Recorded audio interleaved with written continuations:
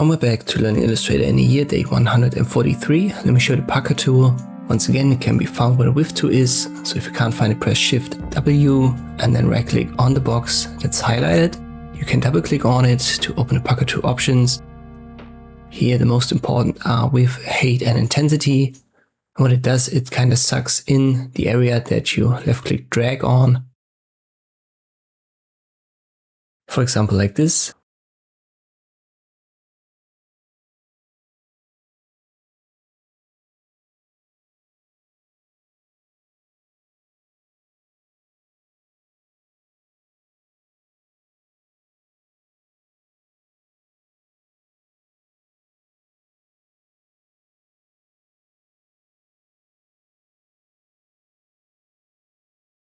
But one way to do it is to hold Alt and then left click drag to resize it. So up and down while holding Alt and left clicking and dragging.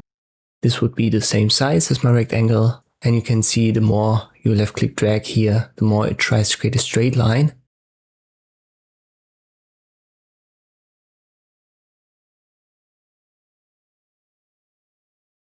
But if you make that even bigger than your object, oh, that was a little bit too much. Let me open the options and I go down with the intensity. Let's say 10%. I do it again, just shortly. And you can see it sucks in all of the edges towards the point where your cursor is. So in this case, the center position. For a circle, this would then suck the circle in and give you an ellipse. Let me make that smaller and I go over the edges. And you can see in principle it works the same way.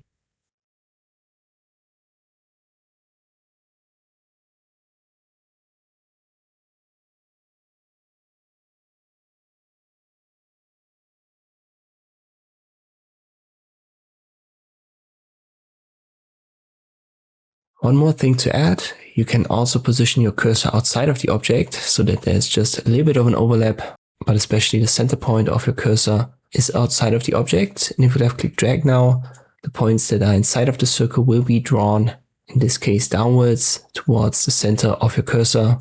So you can also drag these anchor points to the outside and not just to the inside of your object. I hope this video was helpful. Thank you for watching and I'll see you next time.